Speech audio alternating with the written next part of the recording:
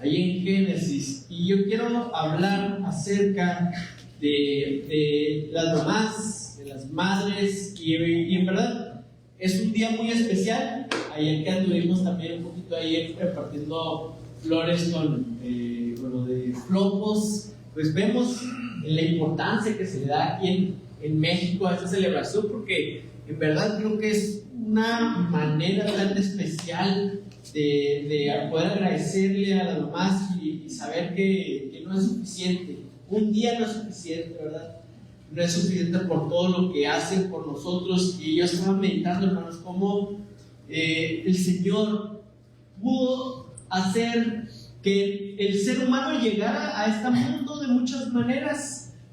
Pudo haber elegido muchas formas como el hombre llegara a esta vida, pero Él decidió y diseñó una manera que involucraba una madre, un vientre, una gestación por 9 meses, y es algo muy especial, porque creo yo que Dios quería de alguna manera demostrarle el amor a cada ser humano, su amor celestial a cada ser humano, y lo podía haber hecho de una manera así muy generalizada, porque el amor de Dios es suficiente para los 7 billones o no sé cuántos sabemos de ahorita de personas vivas, y su amor alcanza para todas las personas que han existido a través de la historia.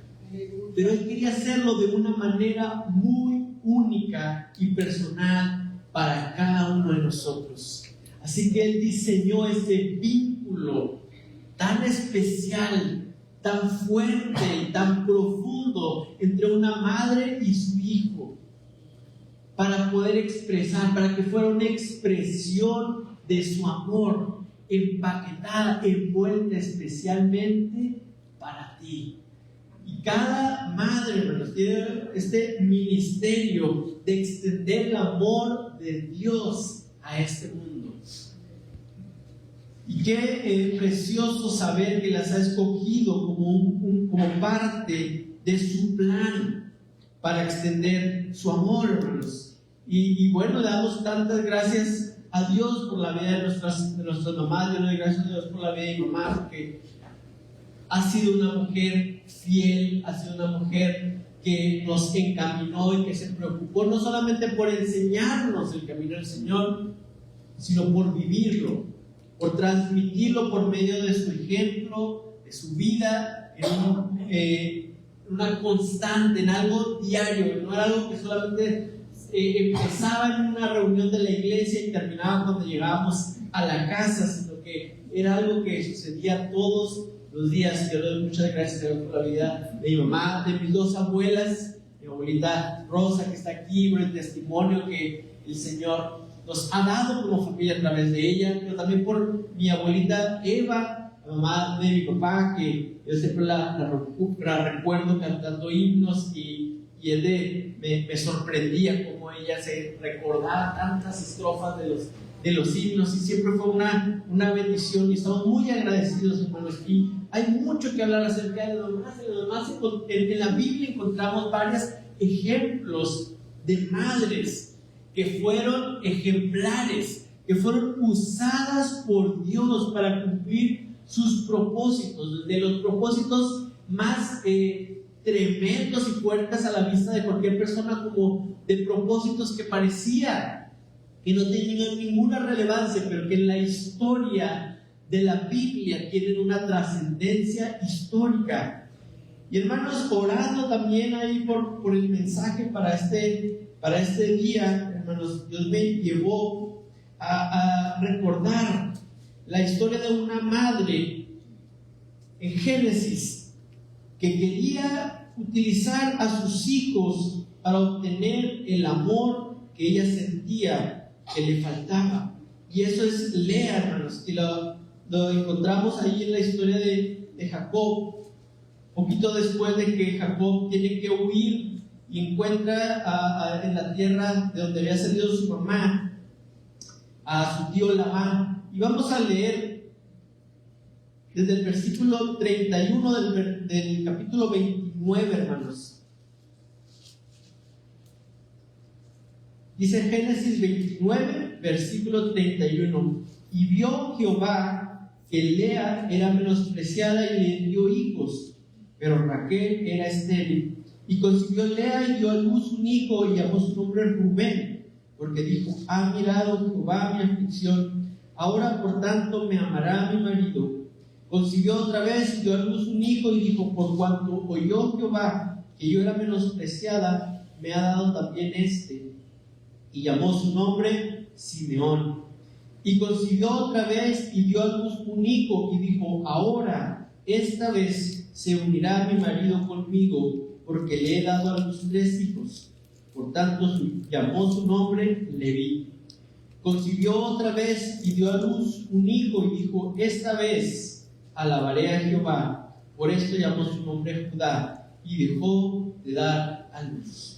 Oremos, hermanos. Gracias, Señor, te damos por tu palabra, porque tu palabra nos enseña, nos da vida. Queremos pedirte, Señor, que traigas ese ánimo, esa fortaleza, Señor, que afirmes nuestros corazones en tu verdad a través de tu palabra en esta hora. Que no sean solamente mis ideas, Señor, sino que sea tu Espíritu hablando a cada corazón. Permítelo, Señor, y así también oramos por los niños que están allá arriba. Bendícelos, que este tiempo sea un tiempo que ellos van a encontrarse contigo y conocerte de una manera más profunda. En tu nombre precioso oramos. Amén y amén. Amén, hermanos. Bien, pues yo quiero compartir este mensaje, hermanos. A lo mejor no es para ti, no sé, tú tendrás que decidirlo. Pero es una historia que encontramos en el libro de Génesis. El libro de Génesis es un libro muy interesante porque encontramos varios patrones que se van repitiendo por todo el libro de Génesis en estas historias de los que conocemos como los patriarcas. Y cuando tú los lees, sobre todo los lees de corrido, vas a encontrar que varios temas aparecen de la misma manera. Y quisiera que recordáramos quién era Lea. Lea era la hija de Labán, el hermano de Rebeca, la cual había sido esposa de Isaac, ¿verdad? Hijo de Abraham. Entonces estamos como que en este linaje de los patriarcas, donde primeramente Dios estableció y dio a conocer su plan para este mundo de traer una nación y levantar una nación por medio de la cual Dios iba a mostrar su amor y bendecir a todas las naciones. Y entonces Jacob, encontramos poquito antes su historia, ¿verdad? Viene de escapar de su tierra porque había engañado a su hermano, había engañado a su padre, robándole la primogenitura a su hermano, y había huido y había llegado a la tierra como le dijo su mamá Rebeca que fuera a la tierra de ella, y llegó y donde estaba Labán. Y Labán tenía 2 hijas, Lea y Rebeca. Y vemos que inmediatamente Jacob se enamora de Raquel, ¿verdad? Y desde que la ve y la reconoce, es como que el primer encuentro que tiene de nuevo con su familia, y su corazón se queda ligado al corazón de Raquel, y ofrece trabajar 7 años, que entiendo yo por los estudios y las comparaciones que hay, que era bastante, porque en esa época y en esos lugares no era extraño que alguien ofreciera una dote, un precio para poder casarse con una hija. Pero por lo que dicen los estudiosos, esto era como demasiado. Esto demuestra el amor que tenía Jacob por Raquel, la hermana menor de Lea. Y entonces cuando se ofrece a trabajar 7 años, pasan esos 7 años, y al término de los 7 años, ¿verdad?, vemos que hay una boda, una celebración, como nos podemos imaginar que fue en aquellas épocas, que duraba varios días. No es como ahora que se gastan como varios cientos de miles de pesos en un salón y dura unas cuantas horas. Lo común era que las bodas en esta época duraban días. Y bueno, llega el momento en el que le entregan o le hacen como que el momento de que se consuma el matrimonio, pero Labán le da a Lea cuando Jacob está esperando a Raquel. Y al día siguiente que se levanta y encuentra a Jacob que era Lea, que le habían jugado chueco, ¿verdad?, su tío Labán, Él va y le reclama, y fíjese lo interesante, es que Labán le dice, no se acostumbra así aquí, porque aquí no se le da, parafraseado, no se pone primero a la menor por encima del mayor.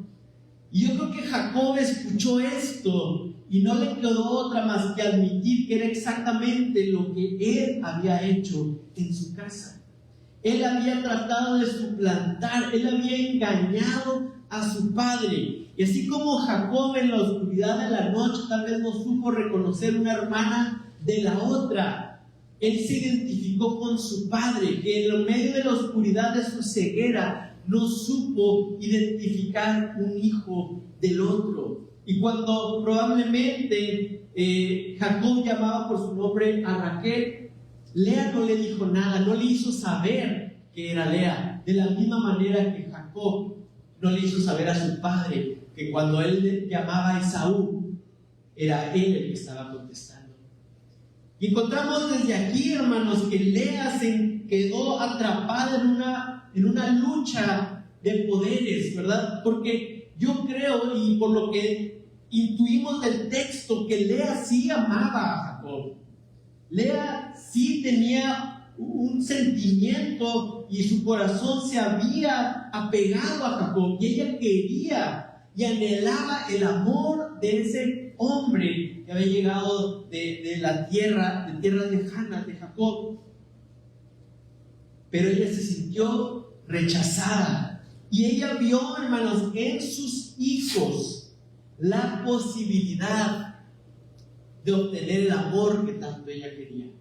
Ella pensó que a través de sus hijos, que a través de sus hijos ella iba a poder obtener no solamente el amor, sino el lugar, el reconocimiento, el respeto que ella anhelaba como esposa legítima de Jacob. Y entonces encontramos aquí, ¿verdad?, que ella probablemente había luchado, se había sentido,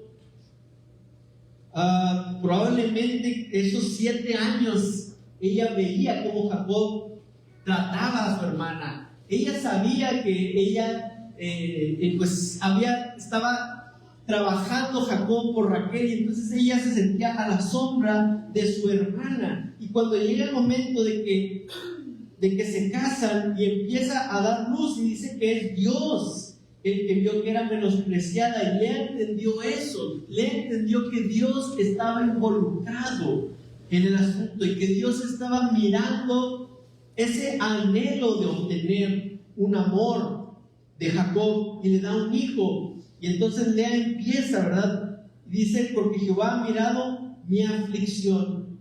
Ella quería, ella sabía que necesitaba verse, su esposo la viera, y encontró que Dios la había mirado. Cuando su esposo no la estaba viendo, la estaba ignorando, Dios la estaba viendo y estaba viendo su aflicción, y le da un hijo. Y después también, ¿verdad?, dice que una vez más dio un hijo, y dice, ahora Dios oyó. Y probablemente esta mujer sentía que su esposo no la escuchaba, y probablemente ella sentía que su esposo no le ponía atención, y que todo lo que ella decía no le tomaba mayor importancia. Pero ella supo que Dios sí la estaba escuchando en su dolor, y le da otro hijo. Y aún uno más, ¿verdad?, Leví. Y ella pensaba que ese era el tercero, como dice, ¿verdad?, es el bueno. La tercera es la vencida. Y ella pensaba que ahora sí el corazón de su esposo se iba a ligar, porque entendamos que en esa época también el papel de una mujer principalmente era poder darle descendencia a aquel que la había tomado como esposo. Era la función de las funciones principales en esta época y en este lugar de la historia, ¿verdad? Encontramos que así era. Y entonces ella sabía que estaba cumpliendo su propósito para Jacob, pero no recibía el respeto y el amor que ella esperaba de Jacob.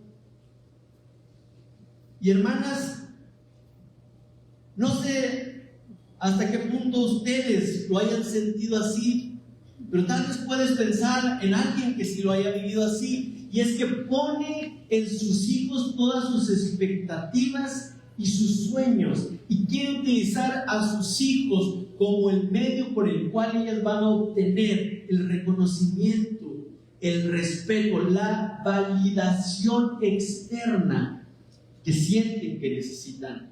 Y entonces los niños van por la vida cargando un peso enorme, porque van cargando con todos los sueños y expectativas de los padres.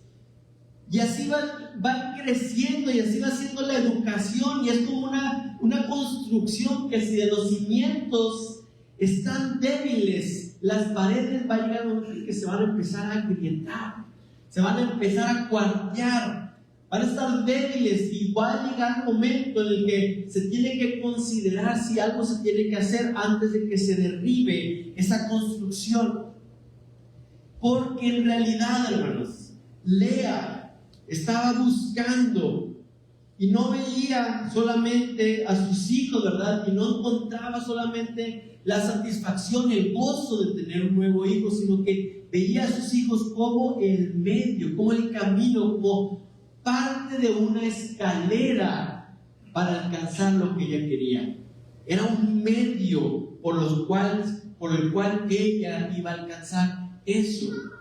Y hermanos, a lo mejor así viven los hijos, y a lo mejor así están los padres hoy, depositando en sus hijos.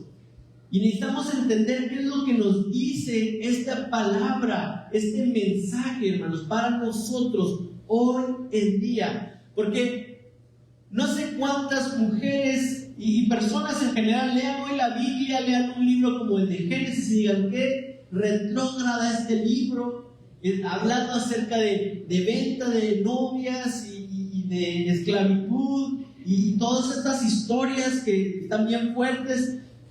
Pero hermanos, la realidad es que el corazón humano no ha cambiado mucho desde entonces.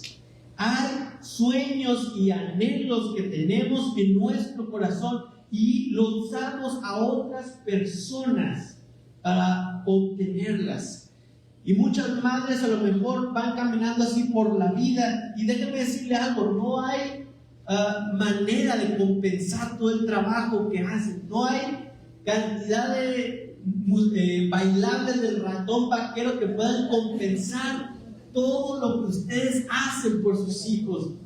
No hay sopita seca ni hojas en blanco capaces de llenar y satisfacer y poder alcanzar todo lo que ustedes hacen por sus hijos, ¿verdad? Las manitas pintadas en una hoja no hay suficientes para poderles dar alcance, hermanos. Un día al año no va a ser suficiente.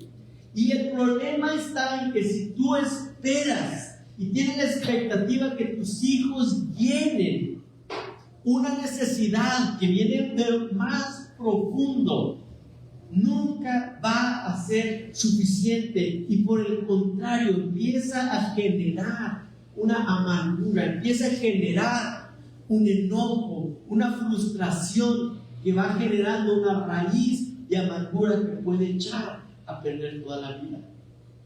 Es necesario entender cuál es nuestro lugar y nuestra posición en Dios. Vemos que el cuarto hijo de Lea, ¿verdad? Judá, ella se olvida de toda esta idea que tenía. Ella ya no menciona nada ni al niño, ni menciona a su esposa. Ella solamente dice: yo voy a alabar al Señor. Ella ve que ya no se trata de solamente su hijo, ya no ve que se trata solamente de su esposo, pero en este punto de su vida, al dar al cuarto hijo, ella como que le cae un 20, ¿verdad? Y ella dice: yo voy a dedicarme a alabar al Señor. Y es lo mejor que podemos hacer. Es lo mejor. Y a lo mejor si hay alguien aquí que no es madre, o lo que vemos en la cultura en muchos lugares ahora, hermanos, es que pues muchas mujeres han dicho: bueno, yo no voy a encontrar y no voy a buscar mi satisfacción en los hijos. Y decimos, ok. Y dicen las mujeres, no quiero encontrar mi satisfacción y mi plenitud en un esposo. Muy bien. Pero buscan toda la validación y buscan llenar ese vacío con los reconocimientos, con una brillante carrera laboral. Y se enfrentan, hermanos, a una competencia del mercado, de laboral también, ¿verdad? Y es algo durísimo. Y es algo que, por el contrario, tampoco va a llenar, tampoco va llenado. No hay manera. Parecía una puerta de salida perfecta a este ciclo en el cual muchas mujeres vieron probablemente a sus mamás, ¿verdad? Que las vieron que se perdieron en el criado de sus hijos, que las vieron que se perdieron a ellas mismas en una familia que parecía que no les devolvía nada, y la puerta de una carrera laboral y la puerta de una vida moderna en la cual no incluía a la familia resultó ser una puerta falsa. No conducía a esta satisfacción. Porque es un problema, hermanos. El Evangelio nos dice que es un problema que no tiene que ver con cómo nosotros lo solucionamos. Tenemos que voltear a ver a aquel que diseñó nuestra vida. Tenemos que ver a aquel que nos dio la vida y sabe lo que es mejor para nosotros, hermanos. El Evangelio nos enseña que estamos perdidos, que ese vacío que tenemos dentro y que a lo mejor algunas tratan de llenar con hijos y con familia y otras intentan llenar con una carrera y con logros y con dinero en el banco. Es un agujero y un vacío que va mucho más profundo de lo que nos imaginamos, que corre mucho más debajo, que va más allá de lo que esta vida y lo que todo el mundo nos ofrece puede llenar. Es algo más profundo, y el Evangelio no solamente te dice eso, además te dice que cualquier intento que tú hagas de controlar y manipular termina siendo algo peor. El Evangelio nos dice que estamos tan llenos de fallas y de faltas, hermanos, que todo lo que intentamos controlar con nuestra propia fuerza lo terminamos echando a perder. Peor. O sea que con lo que queremos llenar ese vacío, entre más lo intentamos tomar y controlar para llenar ese agujero, más lo echamos a perder. Y es una verdad difícil, pero es algo que necesitamos entender si queremos aceptar la gracia y el regalo de Dios. Y ese regalo es que Dios mismo se derramó por nosotros. Ese amor y esa validación, ese lugar y ese respeto que buscamos tan ardientemente afuera, en lo externo, Él ya nos lo ha dado, nos lo ha proporcionado. Él nos lo dio a nosotros a través de su Hijo Jesucristo. Ya no hay nada que tú necesitas aportar, ya no hay nada que tú necesites hacer, sino aceptar el don de la gracia de Dios y encontrar en Él la satisfacción, encontrar en Él y saber que Él es lo único que puede llenar el vacío de nuestro corazón. Y entre más lo conoces, más vas llenando, más te vas dando cuenta que las cosas de afuera no pueden llenarlo. Y entonces tu perspectiva cambia, porque ya no es los hijos que van a llenar tu vacío, sino que Dios llena tu vacío y de ahí tú intentas ya a tus hijos. Ya no es que el mercado laboral, los éxitos, el trabajo, la carrera van a llenar el vacío de tu corazón, sino entiendes que Dios llena el vacío de tu corazón y tú puedes ser una luz en donde quiera que vayas a trabajar. Hay una diferencia que pareciera sutil, pero es muy radical, es completamente diferente. Y es a lo que nos llama el Señor. Es entender que el Señor nos, así como lo supo Lea, el Señor nos ha mirado nuestro, ese vacío, ha mirado ese dolor que hay dentro de nosotros. Él ha escuchado, como cantábamos ahorita, ¿verdad? Que dice el salmista también, Él escuchó mi clamor y respondió. Y así como con Leví, ¿verdad? Sabemos que el Señor se ha unido a nosotros. Él se hizo como uno de nosotros. Ese anhelo de poder saber que alguien me ama lo suficiente para unirse a mí, eso ya lo hizo el Señor. Y yo necesito entenderlo, hermanos.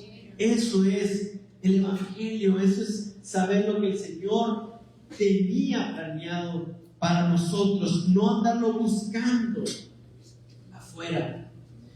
Hay otra historia, ¿verdad?, muy conocida también de Ana, que era una mujer que parecía que lo tenía todo con su esposo Elcana, pero ella no podía tener hijos, y allí estaba su aflicción. Y ella fue un día, ¿verdad?, y se estuvo ahí intercediendo, orando, probablemente como eran las costumbres, había un momento en el que todos estaban comiendo, había un momento en el que estaban todos como familias, pero Ana estaba orando a la puerta del tabernáculo hasta que la vio Elí, el sumo sacerdote, y al principio no la entendió, pero después pudo interceder por ella, y después llegó a tener un hijo. Ella entendió, ella supo cómo el Señor escucha una oración de una madre, una mujer que anhelaba tener un hijo, y ella le hizo una promesa al Señor y fue fiel en cumplirla. ¿Qué hubiera pasado si en ese hijo ella hubiera depositado todos sus sueños, todas sus expectativas? No hubiera estado dispuesta a soltarlo. Dice que en cuanto el niño, yo creo que era pequeñito todavía cuando lo fue y lo dejó en manos de Elí, que por cierto no era el mejor de los papás, no era el mejor persona para cuidar porque tenía unos hijos tremendos, pero ella estuvo dispuesta. Fíjese cómo ella estuvo dispuesta a entregar lo que era su único hijo, lo que pareciera su única esperanza, algo que ella había anhelado con tanto fervor. Ella no lo hubiera podido entregar si no supiera de dónde había venido esa bendición. Y vemos que después Ana tuvo más hijos, pero ella pudo entregar a ese primero, a ese que parecía que no llegaba, a ese que ella tuvo que orar y orar y orar por él. Y cuando llegó, ella fue fiel para entregarlo al Señor. Una prueba tan grande, hermano. Pero cuando tenemos a Dios en el centro de nuestro corazón, cuando entendemos el lugar que nosotros tenemos en Él, somos capaces de poder entregarle aún lo que nosotros consideramos lo mejor y esperar que Él tiene todavía algo más. Él tiene todavía más para darnos, hermanos. Que no nos aferremos a una sola cosa, que no nos aferremos a una persona, a un logro, a un objeto, a una cantidad en un banco como la fuente de mi validación, como la fuente de mi valor, sino que viene total y completamente de aquel que me creó, y no solamente me creó, sino que dio su vida por mí. Esa es la fuente de mi validación. Esa es la fuente de mi identidad en este mundo. Y no es que haga menos a la gente, y su validación es importante, y lo podemos sentir como psicológicamente necesario, como un hijo necesita recibir las palabras de afirmación de su padre. Pero conforme vamos creciendo, necesitamos entender que es Dios la fuente principal de esa afirmación. Como padres necesitamos guiar a los hijos a entender que como padres fallamos. Usted como padre, y no lo digo así porque suena fuerte, ¿verdad? Pero no me es fácil incluirme en ese grupo, pero usted como padre va a fallar con sus hijos. Y usted, si no prepara a su hijo a decirle, tú no vas a poder recibir todo lo que necesitas de mí. Te voy a quedar corto, te voy a quedar a deber, pero en Dios encuentras la fuente de todo lo que tú necesitas. Y como madres, puedan entender, hermanas, el impacto, que no lo van a poder ver, pero a lo mejor de una caricia, a lo mejor de un plato de comida favorito de un niño, y no saben todo el alcance de esa acción que pueda tener. Y los regaños no van a brotar de una frustración y un enojo de ver que los sueños y las expectativas se derrumban, sino de un celo santo por ver una generación nueva que aprecia la obediencia. Una madre que sabe lo importante que es que un hijo sepa obedecer, ame la verdad, y no solamente un regaño que nace de un enojo y una frustración porque las cosas no están saliendo como querían. Hay un ejemplo, y no sé cuántos lo conocen, pero bueno, la iglesia metodista fue fundada por dos hermanos, Juan y Carlos Wesley. Y para los que conocen de un poquito de estos hermanos, luego inmediatamente nos ponemos a pensar en quién fue la mamá de estos dos hombres. Y la mamá se llamaba Susana Wesley. Y leyendo un poquito acerca de ella, vemos que fue una mujer muy preparada para su época y el momento en que vivía allá de Inglaterra, en 1700. Pues era de una familia bien acomodada, tenía los recursos para una educación superior, hablaba varios idiomas y era aparte, pues, una fervorosa amante del Señor. Se casa con un joven reverendo, si mal no recuerdo se llamaba Samuel Wesley, y tiene, creo que 19 hijos, ¿sí? Bueno, a lo mejor a superar un número sorprendente, entre los cuales están Juan y Carlos Wesley. Y nada más leer de la rutina de esta mujer en la crianza de sus hijos es algo que lo deja a uno sorprendido. Desde bien chiquitos estaba ella cuidando que fueran desarrollando su disciplina, que fueran desarrollando un amor por las escrituras, por las almas. Y luego algo que decía que era muy interesante, que ella tenía apartada para todos sus hijos un momento, a lo mejor era como una hora, pero un momento que estaba solamente con uno de sus hijos. Y era una vez a la semana que le dedicaban toda su atención a su hijo. Y no era que el resto de la semana no lo ignorara, pero había un momento que ella le dedicaba. Imagínense, el tener 19, le dedicaba a su hijo. Pero ahí ella estaba sembrando algo, estaba invirtiendo, como lo decía Moller ahorita, ¿verdad? Invertir en los jóvenes. Las madres pueden invertir en sus hijos. Y no solamente hacer todas las cosas por ellos, sino un momento para administrarlos, para guiarlos espiritualmente, para escucharlos. Y esta mujer pudo guiar a su familia. Ya después, cuando empezaron Juan y Carlos a viajar como ministros, y empezó un movimiento y un avivamiento, un despertar de parte del Señor, que después se convertiría en la iglesia metodista, ella ahí estaba. Todavía como una madre ya grande, ella les podía dar dirección a sus hijos. Un ejemplo que se menciona de eso es que pues en aquella época solamente los que habían estudiado un seminario podían predicar, pero como ellos eran los que habían estudiado y viajaban mucho, tocaban muchas semanas que no había quien predicara, y ella invitó a hermanos, podríamos llamar laicos, que no habían estudiado un seminario, a que compartieran. Y dice la historia que sus hijos primero no estuvieron muy de acuerdo con eso, con esta idea de que los hermanos, aunque no habían estudiado un seminario, pudieran compartir, pero ella les reafirmó que lo debían hacer, y dicen que eso fue lo que propició que ese movimiento creciera mucho más, porque el hecho de que nada más fueran ellos que compartían estaba deteniendo. Y hermanos, eso solamente me hace reflexionar en el impulso, en el valor que una madre piadosa puede tener sobre sus hijos. No es de menospreciar, hermanos. No es para menos. El enemigo intenta menoscabar, ¿verdad? Como quitar el cimiento, lo que sostiene de la influencia de una madre piadosa, y de robar la semilla que ella siembra en los corazones de los niños y de los hijos. Pero hermanos, es tan trascendental en la vida de los hijos.